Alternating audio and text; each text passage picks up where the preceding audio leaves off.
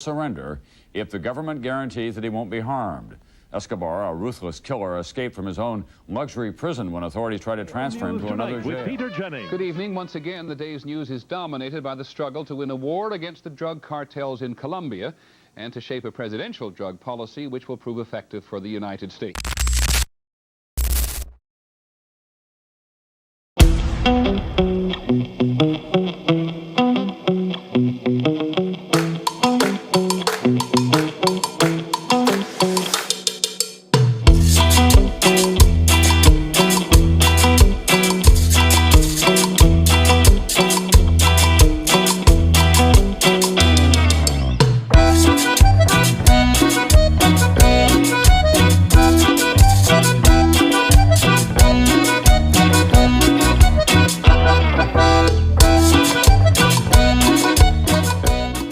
السلام الناس الكل واهلا بكم في حلقه جديده من رحلتي في كولومبيا. اليوم باش نمشي لبلاصه اسمها موزي بابلو إسكوبار. الحق ما كنتش نعرفها.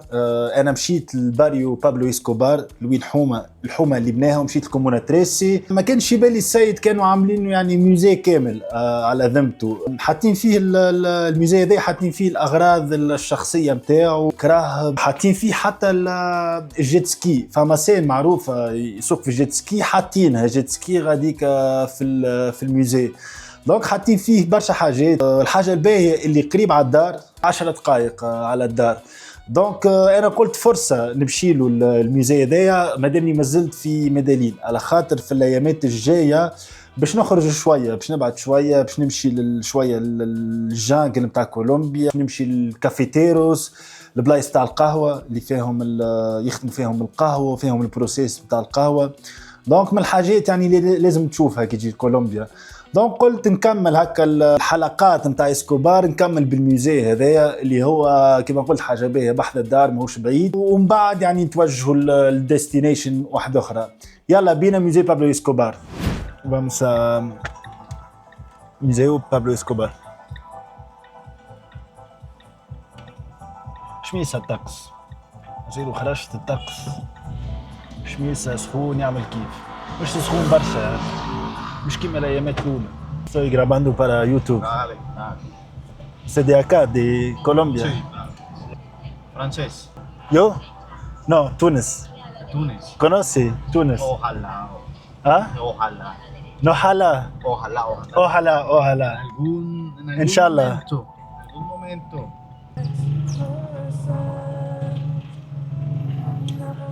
من الحاجات اللي كي نبدا راكب في تاكسي هوني نبدا نقص عليها، هي كي نبدا شاد كاميرا ولا تليفون هكا حاطه في حجري، ماذا بيك ديما ترد بالك على الموتورات يتعداو.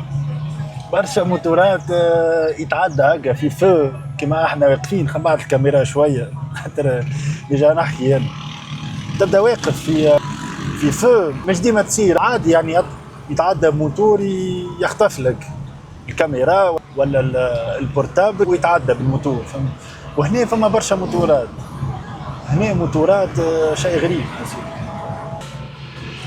وبصراحة من الحاجات اللي لاحظتها هوني اللي ما كنتش متوقعها قبل ما نجي، اللي هي النظافة في ميدالين، سورتو في ميدالين. قليل وين تلقى زبلة مطيشة، كياساتهم ساعة نظيفة على الاخر، كياسات نظيفة، والبلايص مثلا لي بارك ولا جاردان بوبليك والحاصيل والمناطق العامة والجنرال نظيفة يا خويا، بارابور يعني المناطق أخرى في الأمريك اللاتين، وحتى بارابور يعني حتى المناطق في الأوروبا، حتى المناطق في باريس، يعني دي حوم في باريس ولا حوم حتى في إيطاليا. الدنيا نظيفة هوني، الدنيا نظيفة.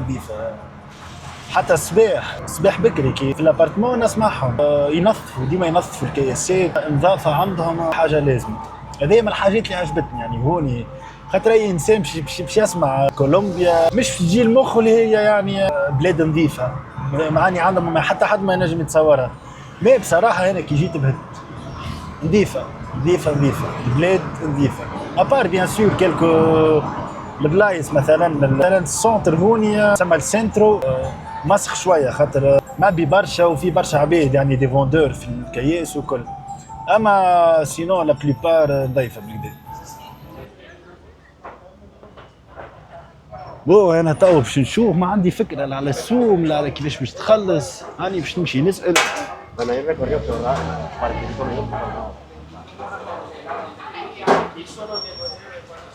هاي معبيه ديجا هي برشا عباد. منين الدخله تو؟ هاي مش من هنا هذايا. دوندي؟ اي اوكي بوينو بوينو جراسياس.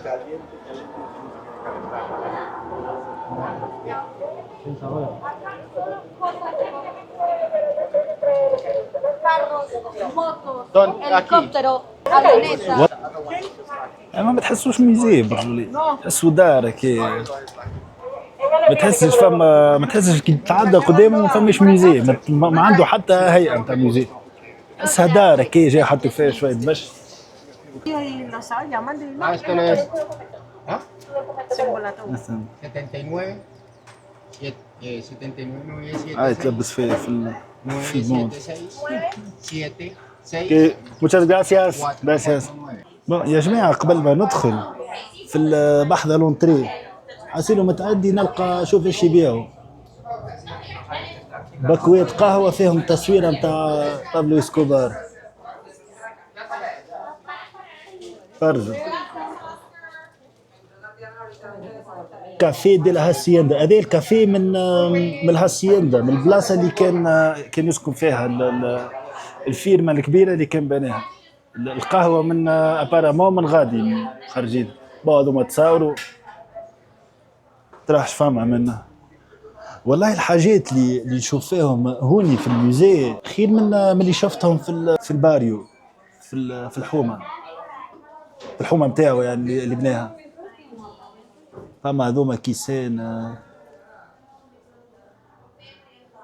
كي الترموس صغار،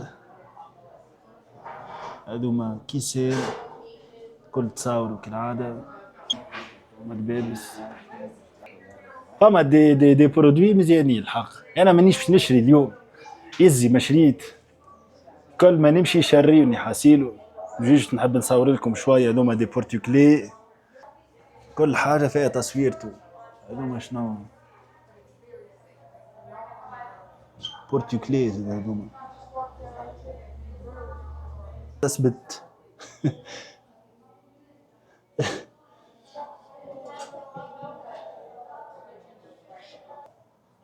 هذه البطاقة التعريف نتاعو بالحق، هذه البطاقة التعريف نتاعو يعني هكا الهيئة نتاعها.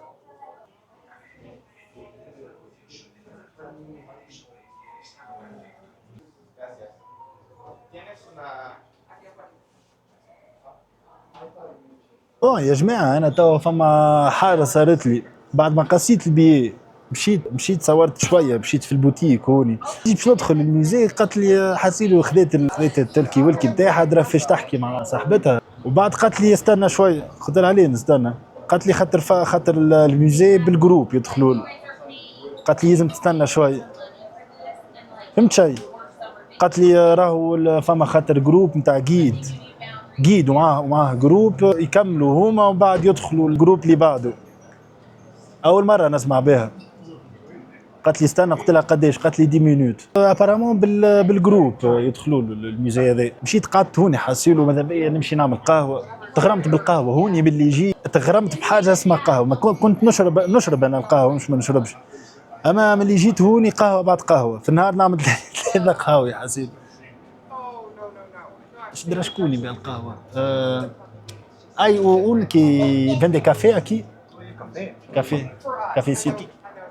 Aquí hay café, ok. Ok, gracias. Ok. Cuando esperando, dame un café. Americano, cappuccino, latte. Americano. No, espresso. Espresso no tengo, espresso lo consigues allá en el parqueadero, en la cafetería. El otro. Sí, la cafetería está. Ok, dame americano. ماشي. توا كي مشيت ناخذ في قهوه من البوتيك اللي بحذا الميزي.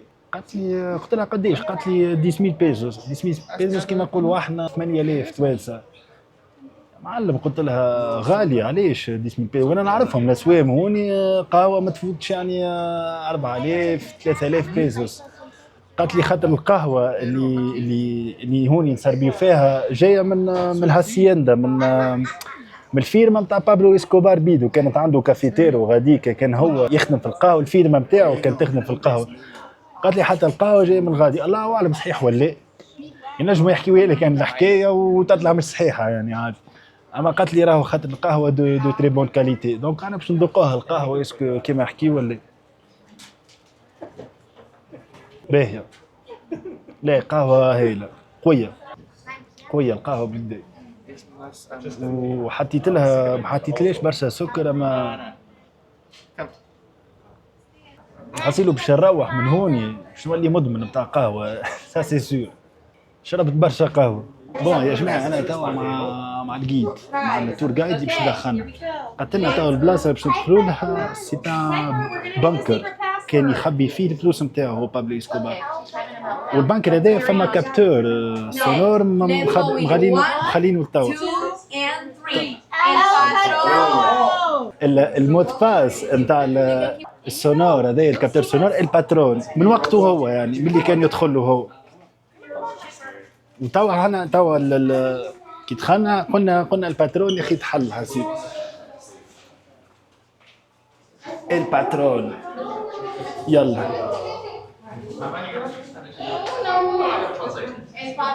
هذا متصور وهذه تصويرته هذه بيبي يعني هذوما تصور اول مره نشوفهم. People think that Pablo's problem was the cocaine, but actually that was the easiest part in his business. The hardest part or his actual problem here was the money, because he earned $69 million a day for 10 years. That's a lot of money, and that's why he decided to build these type of houses in Medellin. The government found 50 stash houses that belonged to him, so 50 properties just to hide himself or hide his money. And this was the bunker for his money, as you can see in this painting.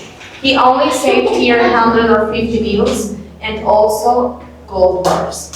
The bunkers had similar characteristics, for example, high security doors. This is an original door from bank in Switzerland, weighs half a ton, and it's bulletproof and bomb-proof. The walls are completely reinforced in steel and concrete. Humidity control because the weather here in Medellin changes a lot. And tunnels, just in case he needed to escape.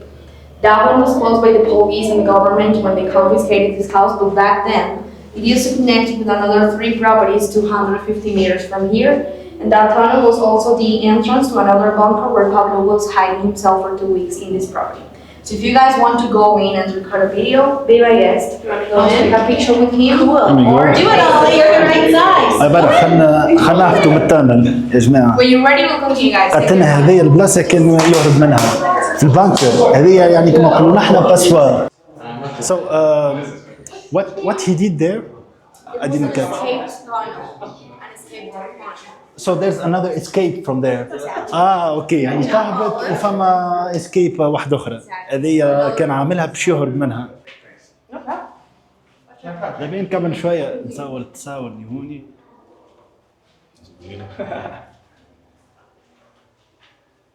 هذوما التصاور بتاعو يعني كل تصويرة في عمر معين.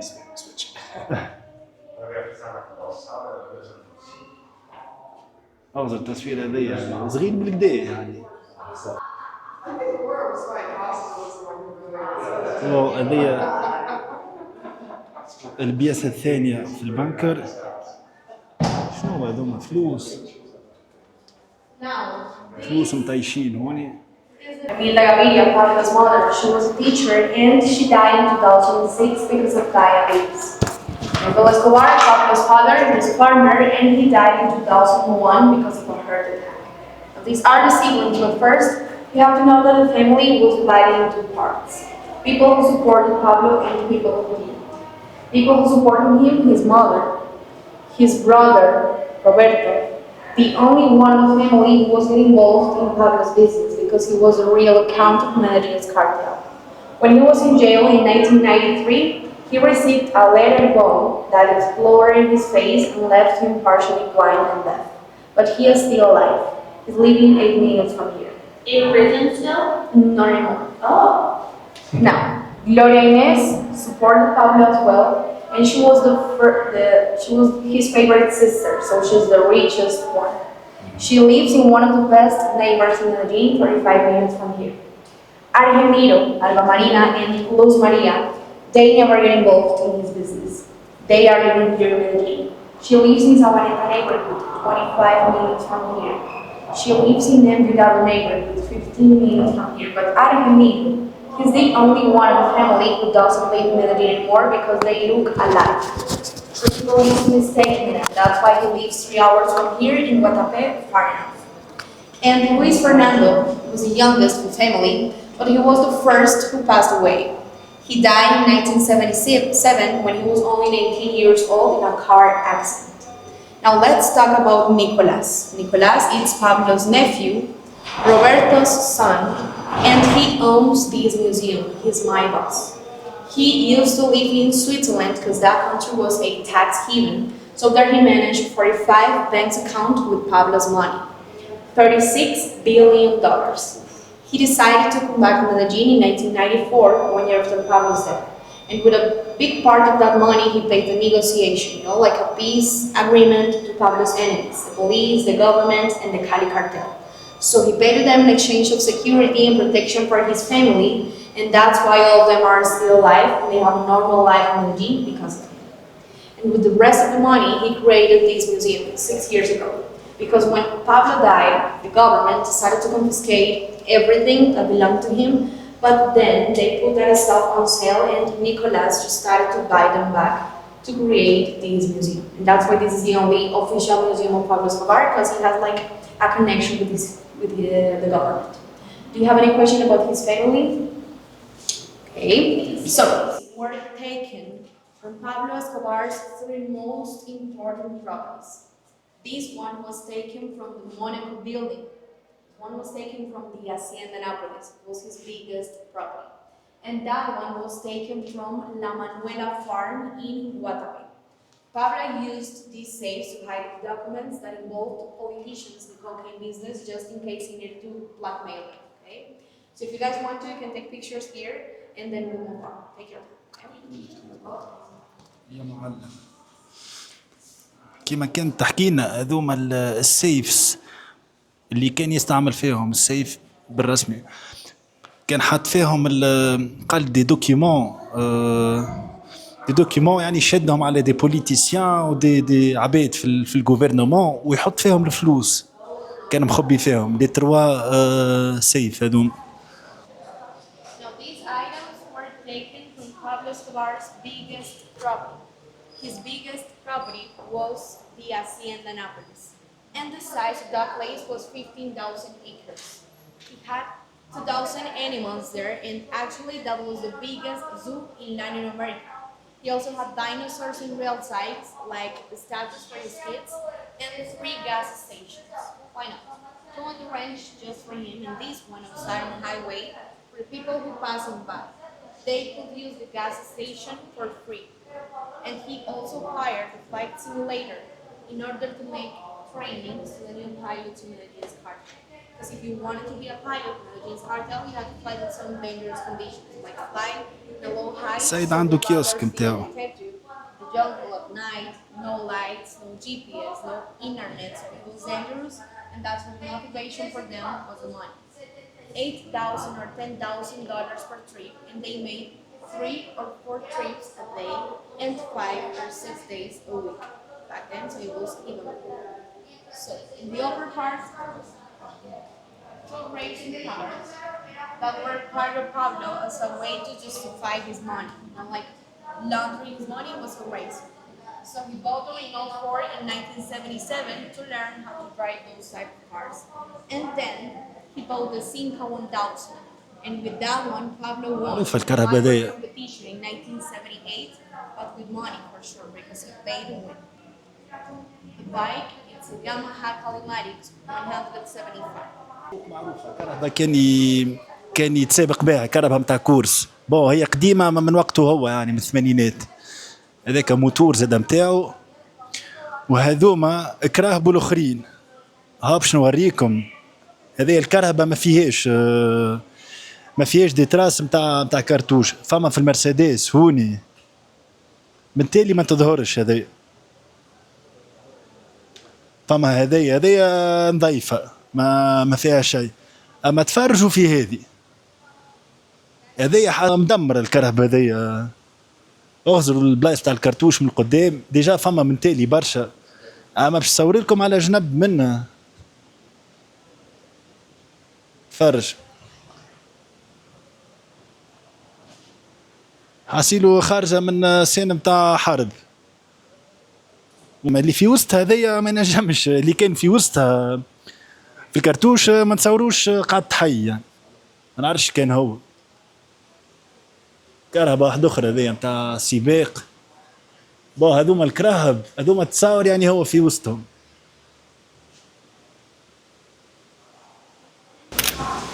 وهذه الطيارة اللي في الفيرما متاعو جابوها من غاديكا. كانت في الأونتري متاع الفيرما متاعو متاع الهاسيندا نابولي. Now, let's talk about Griselda Blanco. Most known as Cocaine Queen in Miami, the Black Widow, or the Grandmother. She was the first person who could transportate cocaine from Colombia to the United States with women, the mules. They put cocaine on their bodies and then just went on a plane from Medellin to Miami just like that, moving kilos. At some point, they wanted to move tons, and this was Pablo's first idea to move tons of cocaine, tires, because they could carry 7, 60, or 150 kilos of cocaine, it depends on the size. He put the tires on containers and then he sent them on cargo ships or Russian submarines. But the water and the cocaine don't get along very well, and that's why he changed the water for the air. He bought the military plane and the Canadian plane. They could move 5 tons each one. They made 3 or 4 trips a day and then sell the cocaine in Miami in $42,000 or $45,000 per kilo. So do the math. That's how he became one of the richest men in the world, according to Forbes magazine. And he earned $69 million a day with this business, okay? So the planes for transported cocaine, but the small planes for transported money. For example, that's a replica in wood of the small plane that we have outside, that is the original. With that one, Pablo moved money from Panama to Medellin, and with that money, he bought his biggest property, the Hacienda Nápoles, and that's why he created a replica and put the replica on the gate. That was the gate in the Hacienda Nápoles. Right now, the place belongs to the government, and it's a water park 5 hours from here in between Medellin and Bogotá. Now let's talk about Pablo's project, Medellin sin tugurios, which means Medellin without these houses. And the project was for these people who were living in extremely poor conditions. So that's before, that is the after. He built 5 neighborhoods, that is just the most known. Pablo Escobar's neighborhood in Comuna 9, 25 minutes from here, it's still there. So he gave them 500 houses, completely furnished, food, clothes, and of course, that's a reason why all of them loved him, respected him, and supported him as well. Because all of them voted for him years later when he was a congressman. بصراحة التصاور اللي هوني توا للبلاصة اللي دخلت لها ياسر اوريجينال. تصاور جدد هذوما أول مرة نشوفهم. هذايا واحد من أفراد العائلة متاعو في مصر. تصوير أول مرة نشوفه. هاكا شو اسمه هو العقيل. لعلي العقيل والله مانيش سيور. العقيل ابارامون هذا يلبسوه زاد في مصر. يظهر خليجي هو ما هو في مصر. تفرج الهليكوبتير هذايا هليكوبتير مفجرة. تفرج يا معلم.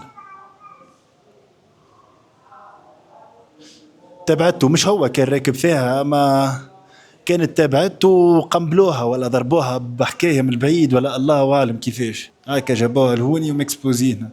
يا خويا ما خليو شيء حاسين. يلا انا نزيد نتحرك.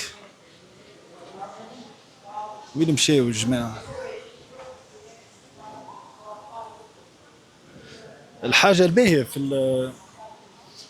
الباهية في البقعة هو ديجا الموزي مزيان حلوة بقعته، فيه كنت تدخل فيه بلايص الداخل وتخرج لبرا ومزيان ديجا. لي زيكسبوزيسيون اغزروا في اغزر في دي كابان توا وين كنا هيك كابان هذيك ماهوش مسكر يعني. وتوا هاني خرجت لبرا. حلوة البقعة عجبتني وكبيرة. أنا ما كنتش خايف خاطر قالوا لي باش تستنى وكل، أما كبيرة بالكدا. How the Palestinians and 20th century folks. They created 17 jet skis for a movie and they put on sale 10. How many of those are you think are profitable? 10. 10. Oh, exactly. And that's why he made 21 artificial lakes in his biggest property. Yes, in the Netherlands. 21 lakes just to recreate his European. هذه الجيت سكي نتاعو المعروفة هكا تصويرته ديجا راكب فيها. Diving scooter, using divers jet on the water. I was the first jet ski, and I was the first aqua scooter in Latin America. You can take pictures.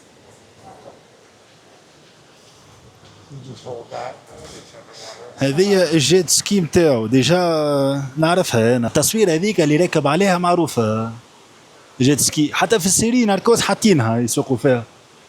هذاك مش هو، ما نعرفش شكون.